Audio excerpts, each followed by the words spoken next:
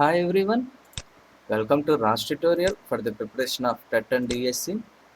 మనము పర్స్పెక్టివ్స్లో భాగంగా third sub topic అయిన సమ్మిళిత విద్యలో ఉన్నామండి. అందులో మనము మానసిక వైకల్యానికి సంబంధించిన సమగ్ర సమాచారం గురించి మనం డిస్కస్ చేస్తున్నాము. మీరు మన ఛానల్ని ఫస్ట్ టైం విజిట్ చేస్తున్న వారైతే గన మీరు సబ్స్క్రైబ్ చేసుకుని పక్కనే ఉన్న బెల్ ఐకాన్ యాక్టివేషన్ చేయండి. అప్పుడు మీకు మా వీడియోస్ అన్నీ కూడా నోటిఫికేషన్ రూపంలో రావటం జరుగుతుంది. మరి మన సబ్స్క్రైబర్స్ అందరికి ఎప్పుడు చెప్పే చిన్న మాట, మీరు ప్రతి వీడియోను లైక్ చేసి షేర్ చేయండి అమ్మ. అప్పుడు మన ఛానల్కి రీచ్ అనేది పెరుగుతుంది. వ్యూస్ అయితే వస్తున్నాయి కానీ లైక్స్ అయితే ఏమాత్రం లేవు. కాబట్టి మీరు లైక్ చేసినప్పుడు ఏమవుతుందంటే పక్కన వాళ్ళకు ఇంప్రూవ్మెంట్ చూపించడంతో పాటు మీకు కూడా ఆటోమేటిక్గా యూట్యూబ్ రికమెండ్ చేయడం అనేది కనపరుస్తుంది.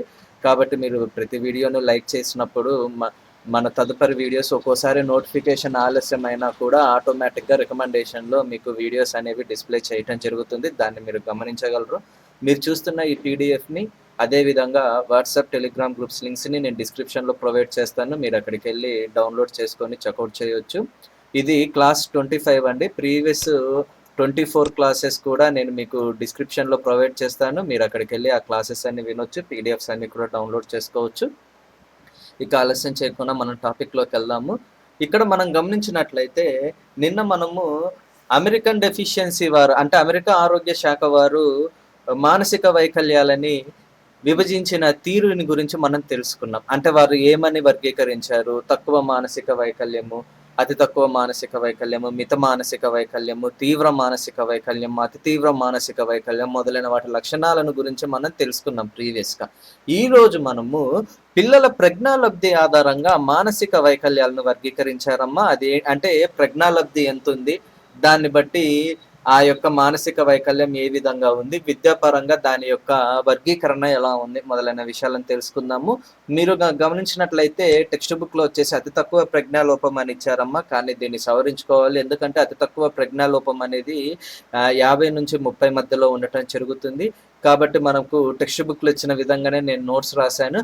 ఈ రకమైన ప్రజ్ఞాలబ్ధి వారికి ప్రజ్ఞాలబ్ధి ఎలా ఉంటుంది? ప్రజ్ఞాలబ్ధి అంటే ఏంటి? ఇంటెలిజెంట్ కోషియంట్ మనం సైకాలజీలో తెలుసుకున్నాము.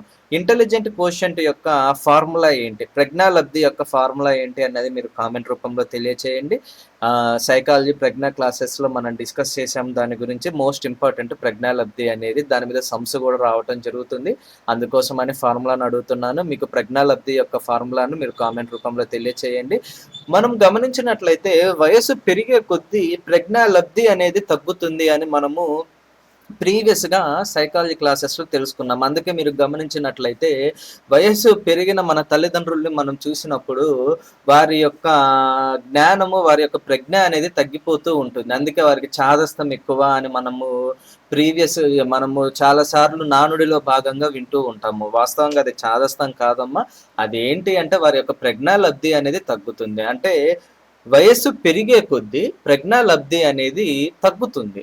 తద్వారా వారు అలా ప్రవర్తించడం అనేది మనం గమనిస్తాము. ఇప్పుడు అదే మనం గమనించినట్లయితే ఇక్కడ 90 నుంచి 70 మధ్యలో, ఇప్పుడు 90కి పైగా ఉన్న వాళ్ళని ప్రతిభావంతులుగా, గిఫ్టెడ్ చిల్డ్రన్స్గా మనం సైకాలజీలో తెలుసుకున్నాం. కాబట్టి ఇప్పుడు ఇక్కడ మనం గమనించినట్లయితే వైకల్యాలను గురించి తెలుసుకున్నాం, ప్రజ్ఞాలబ్ధి యొక్క లోపాల గురించి తెలుసుకుంటున్నాం. అంటే ఆ యొక్క ప్రజ్ఞాలబ్ధి అనేది ఆ యొక్క పిల్లవాడికి ఏ రకమైన సమీకరణంలో ఉంది, ఏ రకమైన వాల్యూని ఆ యొక్క ప్రజ్ఞాలబ్ధికి వారు ఇమిడింపజేశారు సైకాలజిస్టులు, ఈ ఫిలాసఫిస్టులు. ఇవన్నీ మనం గమనించినట్లయితే 90 నుంచి వెనక్కి రావాలమ్మా. 90 నుంచి 70 మధ్యలో ఉన్న వారిని స్లో లెర్నర్స్గా వారు వర్గీకరించడం జరిగింది. అంటే నిదాన అభ్యాసకులు అంటారమ్మా. నెక్స్ట్ తక్కువ ప్రజ్ఞాలోపం గల వారి యొక్క ప్రజ్ఞాలబ్ధి వచ్చేసి 70 నుంచి 50గా ఉండటం జరుగుతుంది. వీరిని ఎడ్యుకేబుల్గా వర్గీకరించారు. అంటే వీరు అభ్యసించటానికి అర్హులు అనమాట. ఓకేనా. నెక్స్ట్ ఇంకా మనం గమనించినట్లయితే అతి తక్కువ ప్రజ్ఞాలోపం గలవారమ్మ. వీరి యొక్క ప్రజ్ఞాలబ్ధి ఎంత ఉంటుంది అంటే 50 నుంచి 30 మధ్యలో ఉండటం జరుగుతుంది. వీరిని ట్రైనబుల్గా వర్గీకరించారు. అంటే ట్రైనబుల్ అంటే ఏంటి? శిక్షణ ఇవ్వడం. అంటే వీరికి శిక్షణ ఇస్తే వీరు చదువుకోగలరు అనమాట. ఓకేనా.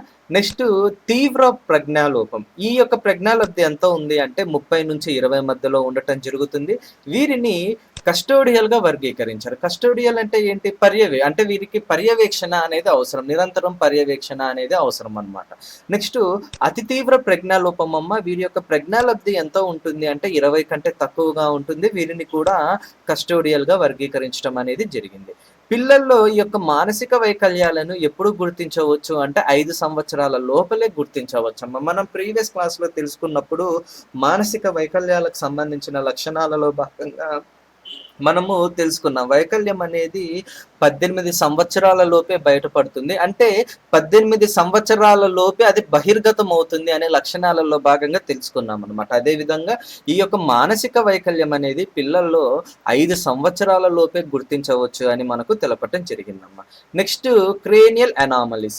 ఇదేంటంటే మానసిక వైకల్యాలలో భాగంగా, మానసిక వైకల్యాలలో ఉన్న రకాలలో 4వ రకం అమ్మ. కొంచెం మోస్ట్ ఇంపార్టెంట్ అని ముందు రాయటం జరిగింది, గుర్తుంచుకోండి. క్రేనియల్ అనామలీస్ అంటే ఏంటి అంటే మెదడు వైకల్యాలు. ఇంగ్లీష్లో ఏమంటారంటే క్రేనియల్ అనామలీస్ అని అంటారు. ఇది దేనికి సంబంధించిన వైకల్యము అంటే మెదడుకు సంబంధించిన వైకల్యము. ఎలా గుర్తుంచుకోవాల్సి అంటే మెదడు, క్రేనియల్. మీరు ఇంగ్లీష్లో భాగంగా మనం గమనించినట్లయితే క్రేనియల్ నర్వ్స్ అని మనము బయాలజీలో తెలుసుకుంటూ ఉంటాం. అవన్నీ మెదడుకు సంబంధించినవి అనమాట. అలా ఏంటి అంటే మెదడు వైకల్యాలు ఏంటి అంటే క్రేనియల్ అనామలీస్. ఈ మెదడు వైకల్యాలు ఎన్ని ఉన్నాయి అంటే 3 ఉన్నాయమ్మా. నెంబర్ 1 ఏంటి అంటే మైక్రోసెఫలీ. నెంబర్ 2 ఏంటి అంటే మ్యాక్రోసెఫలీ. నెంబర్ 3 ఏంటంటే హైడ్రోసెఫలస్. ఇప్పుడు మనము ఒక్కొక్క దాని గురించి మనం తెలుసుకుందాం. మైక్రోసెఫలీ మీకు ఇందులోనే ఉంది చూడండి అమ్మా, మైక్రోసెఫలీ. మైక్రో అంటే ఏంటి? చిన్నదిగా ఉండటం. ఓకేనా? ఇప్పుడు మనం గమనించినట్లయితే ఈ యొక్క మైక్రోసెఫలీ వారి యొక్క లక్షణాలు మనం చూసుకున్నట్లయితే ఆ వ్యక్తి యొక్క తల పరిమాణం ఎంత ఉంటుంది అంటే 17 అంగుళాల కంటే తక్కువగా ఉంటుందమ్మా. అందువల్ల ఏంటంటే ఈ యొక్క మైక్రోసెఫలీ ఏర్పడటం అనేది జరుగుతుంది. వీరి యొక్క తల పరిమాణం అనేది చాలా అంటే చాలా తక్కువగా ఉంటుంది. 17 అంగుళాల కంటే తక్కువగా ఉంటుంది. మైక్రో అంటే చిన్నదిగా. ఓకేనా? అలా గుర్తుంచుకోండి. తల పరిమాణం అనేది 17 అంగుళాల కంటే తక్కువగా ఉండటం వల్ల ఈ యొక్క మైక్రోసెఫలీ అనేది ఏర్పడటం అనేది జరుగుతుంది. వీరు ఏ వైకల్యాలను కలిగి ఉంటారు అంటే మిత వైకల్యాలను, తీవ్ర వైకల్యాలను, అతి తీవ్ర వైకల్యాలను ఈ యొక్క మైక్రోసెఫలీ కలిగిన వ్యక్తులలో మనము గమనించవచ్చమ్మా. నెక్స్ట్ మ్యాక్రోసెఫలీ. మ్యాక్రోసెఫలీ. మ్యాక్రో అంటే మీకు తెలిసిందే, పెద్దది, లార్జ్ అంటారు. మ్యాక్రోని లార్జ్ అంటారు, మైక్రోని ఏమంటారు? స్మాల్ అంటారు. ఓకేనా? ఇప్పుడు మనం మ్యాక్రోసెఫాలీలో మనం గమనించినట్లయితే తల పరిమాణం అనేది ఎలా ఉంటుంది అంటే పెద్దగా ఉంటుంది. మ్యాక్రో అంటే ఏంటి? లార్జ్, పెద్దగా. ఓకేనా? అలా గుర్తుంచుకోండి. మ్యాక్రోసెఫాలీలో తల పరిమాణం అనేది పెద్దగా ఉంటుంది. ఇందులో మెదడుకు సంబంధించిన పరిమాణము, అదే విధంగా దాని యొక్క బరువు అనేది ఎక్కువగా ఉంటుంది. ఓకేనా? మెదడు పరిమాణము, మెదడు బరువు రెండు కూడా ఎక్కువగా ఉండటం అనేది జరుగుతుంది. ఈ యొక్క మ్యాక్రోసెఫలీ వల్ల ఏ లోపం ఏర్పడుతుంది అంటే దృష్టి లోపం ఏర్పడుతుందమ్మా. అదే విధంగా ఈ యొక్క మ్యాక్రోసెఫలీ వల్ల మెదడుకు సంబంధించిన సమస్యలు ఏర్పడటం అనేది జరుగుతుంది. ఇప్పుడు మీరు గమనించినట్లయితే మైక్రోసెఫలీ కలిగిన వ్యక్తులు ఏ రకాల వైకల్యాలను కలిగి ఉంటారు అంటే మిత మానసిక వైకల్యం, తీవ్ర మానసిక వైకల్యం, అతి తీవ్ర మానసిక వైకల్యం. మ్యాక్రోసెఫలీ కలిగిన వ్యక్తులకు ఏ లోపం ఏర్పడుతుంది అంటే దృష్టి లోపం ఏర్పడుతుంది. ఓకేనా? రెండిటికి తేడా అనేది గమనించండి. మ్యాక్రో అంటే ఏంటమ్మా? లార్జ్ అంటే పెద్దగా. ఇందులో తల పరిమాణం అనేది పెద్దగా ఉంటుంది, మెదడు పరిమాణం కూడా పెద్దగా ఉంటుంది, అదే విధంగా బరువుగా ఉంటుంది. ఓకేనా? మెదడుకు సంబంధించిన సమస్యలు దేని వల్ల ఏర్పడతాయంటే మ్యాక్రోసెఫలీ. ఓకేనా? నెక్స్ట్ థర్డ్ వచ్చేసి హైడ్రోసెఫలస్. ఈ యొక్క హైడ్రోసెఫలస్ అనేది చాలా అరుదుగా కనిపిస్తుంది. ఇక్కడ మీరు గమనించినట్లయితే హైడ్రోసెఫలస్, హైడ్రో అంటే ఏంటి? లిక్విడ్కి సంబంధించింది. హైడ్రోని లిక్విడ్గా వాడుకలో చెప్పటం అనేది జరుగుతుంది. ఓకేనా? ఇక్కడ మనం గమనించినట్లయితే హైడ్రోసెఫలస్, హైడ్రో అంటే ఏంటి? లిక్విడ్కి సంబంధించి. అంటే ఇప్పుడు చూడండి, ఇక్కడ సెరిబ్రోస్పైనల్ ఫ్లూయిడ్, ఇది ఏ స్టేట్? ఫ్లూయిడ్ అంటే ఏంటి? Liquid state. ఇది కూడా అలా గుర్తుంచుకోండి. హైడ్రోసెఫలస్ అనేది తల అనేది పెద్దగా ఉంటుంది, సెరిబ్రోస్పైనల్ ఫ్లూయిడ్ అనేది ఎక్కువగా ఉండటం అనేది జరుగుతుంది. తల పెద్దగా ఉండేది ఏంటి అంటే మ్యాక్రోసెఫలి. తల పెద్దగా ఉండి సెరిబ్రోస్పైనల్ ఫ్లూయిడ్ అనేది ఎక్కువగా ఉంటే ఏ రకమైన వైకల్యాన్ని మనం గమనించవచ్చు అంటే హైడ్రోసెఫలస్. ఓకేనా. దీన్ని సరిదిద్దని పక్షంలో ఏం జరుగుతుంది అంటే తీవ్ర వైకల్యానికి గురయ్యి చనిపోతారమ్మా. ఓకేనా. ఇది ఎప్పుడు మనం గమనించవచ్చు అంటే పుట్టినప్పుడు కానీ లేకపోతే పూర్వ బాల్య దశలో కానీ వృద్ధి చెంది మెదడులో గడ్డ రూపంలో లేకపోతే మెనింజిసైటిస్ కు దారి తీయటం అనేది జరుగుతుంది. ఓకేనా. మెనింజైటిస్ కు దారి తీసే వైకల్యం ఏంటి అంటే హైడ్రోసెఫలస్. బాగా గుర్తుంచుకున్నామా. మైక్రోసెఫలి అంటే చిన్న, మైక్రో అంటే చిన్నది, మ్యాక్రో అంటే లార్జ్ పెద్దది, హైడ్రో అంటే లిక్విడ్ కి సంబంధించింది. మైక్రోసెఫలీలో తల పరిమాణం ఎంత ఉంటుంది అంటే 17 అంగుళాల కంటే తక్కువగా ఉంటుంది. మ్యాక్రోసెఫలీలో తల పరిమాణం ఎలా ఉంటుందంటే పెద్దగా ఉంటుంది. మెదడు యొక్క పరిమాణము, మెదడు యొక్క బరువు కూడా పెద్దగా ఉంటుంది. హైడ్రోసెఫలస్ ఏంటి అంటే తల పరిమాణం అనేది పెద్దగా ఉండి సెరిబ్రోస్పైనల్ ఫ్లూయిడ్ అనేది ఎక్కువగా ఉంటుంది. దృష్టి లోపం దేని మూలాన ఏర్పడుతుందంటే మ్యాక్రోసెఫలి. ఓకేనా. దాన్ని మీరు గమనించాలి. మెనింజైసైటిస్ దేని మూలాన ఏర్పడుతుందంటే దేని మూలాన ఏర్పడుతుందంటే హైడ్రోసెఫలస్. ఓకేనా. మరి ఈ యొక్క మానసిక వైకల్యాలను ఏ రకంగా అంచనా వేస్తారని మనం గమనించినట్లయితే అనియత పద్ధతుల్లో కావచ్చు, నియత పద్ధతుల్లో కావచ్చు అంచనా వేయటం జరుగుతుందమ్మా. అనియత అంచనా ఏ రకంగా చేస్తారు, నియత అంచనా ఏ రకంగా చేస్తారని మనం గమనించినట్లయితే అనియత అంచనాలో భాగంగా పాఠ్య ప్రణాళికలో విద్యార్థి ఏ లక్ష్యాలను అయితే సాధించాడో ఆ లక్ష్యాలను సాధించి అంచనా వేస్తారు. నియత అంచనాలో ఏంటి అంటే ప్రామాణిక పరీక్షలు అనేది నిర్వహించి ఆ యొక్క పరీక్షల్లో పోల్చిన సామర్థ్యాలు ఏవైతే ఉన్నాయో వాటిని ఇతర విద్యార్థులతో పోల్చి నియత అంచనాలో అంచనా వేయటం అనేది జరుగుతుంది. అనియత అంచనాలో ఉపాధ్యాయులు తయారు చేసిన పరీక్షలను ఉపయోగించి చేస్తారమ్మా. నియత అంచనాలో సాధన పరీక్షలు అదే విధంగా ప్రజ్ఞా పరీక్షలను ఉపయోగించి నియత అంచనాను చేపట్టడం అనేది జరుగుతుంది. ఓకేనా. ఇందాక చెప్పాను మానసిక వైకల్యము రకాలలో 4వ రకము క్రేనియల్ అనామలీస్. కొంచెం మోస్ట్ ఇంపార్టెంట్ కాబట్టి ముందు రాశానని చెప్పాను. ఈ యొక్క మానసిక వైకల్యాలు ఎన్ని రకాలు అంటే down syndrome, phenylketonuria, cretinism, cranial anomalies. ఓకేనా. ఇప్పుడు మనం ఈ 4 రకాల వాటి గురించి తెలుసుకుందాం. ఇందులో క్రేనియల్ అనామలీస్ గురించి మనం పైన డిస్కస్ చేసామమ్మా. ఇప్పుడు మనం ఈ మూడిటి గురించి డిస్కస్ చేద్దాము. Down syndrome, phenylketonuria, cretinism. ఓకేనా.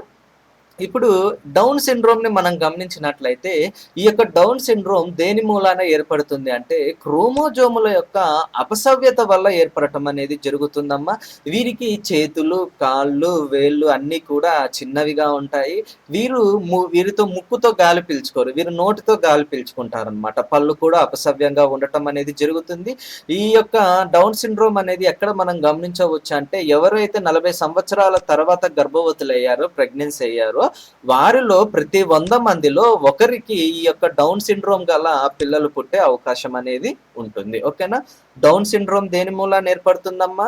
క్రోమోజోముల అపసవ్యత వల్ల ఏర్పడుతుంది. డౌన్ సిండ్రోమ్ యొక్క లక్షణాలు ఏంటి? చేతులు, కాళ్ళు, వేళ్ళు చిన్నవిగా ఉంటాయి. వీరికి డౌన్ సిండ్రోమ్ గల పిల్లల్లో మనం గమనించినట్లయితే ముక్కు అనేది కుచించుకుపోయి అంటే చిన్నదిగా ఉంటుంది.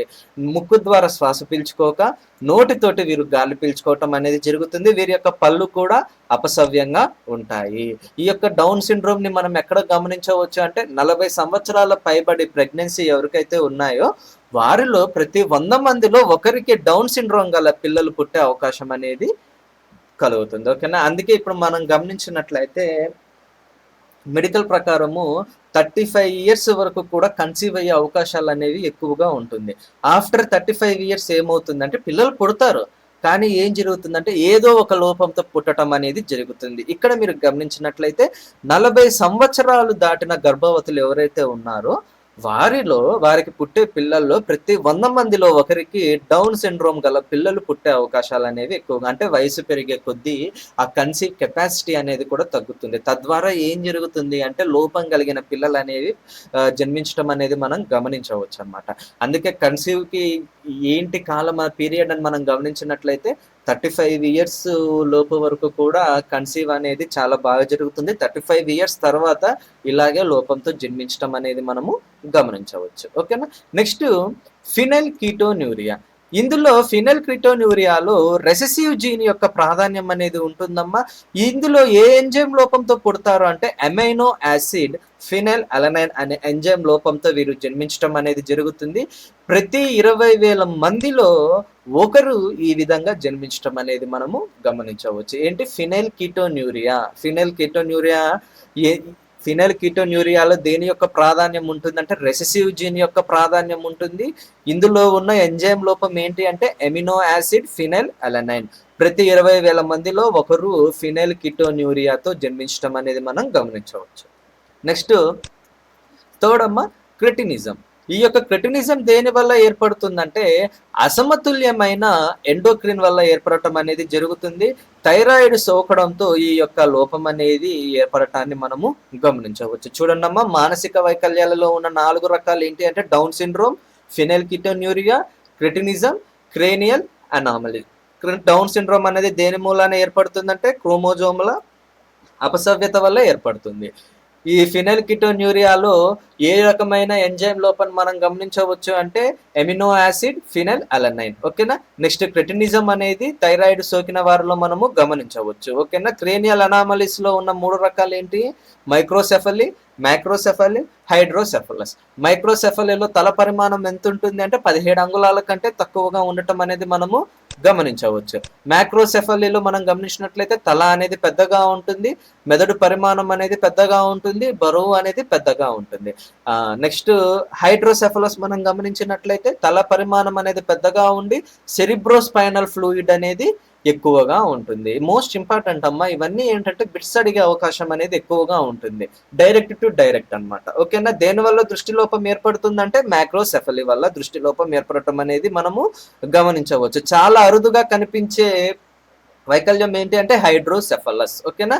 ఈ రకంగా బిట్స్ అనేవి ఇవ్వటం జరుగుతుంది, డైరెక్ట్ గానే ఉండటం అనేది జరుగుతుంది. దాన్ని మీరు గమనించాలి. ఇది ఈరోజు క్లాస్ అమ్మా. మీరు ఈ వీడియోను లైక్ చేసి షేర్ చేయండి. I'm signing out. By by.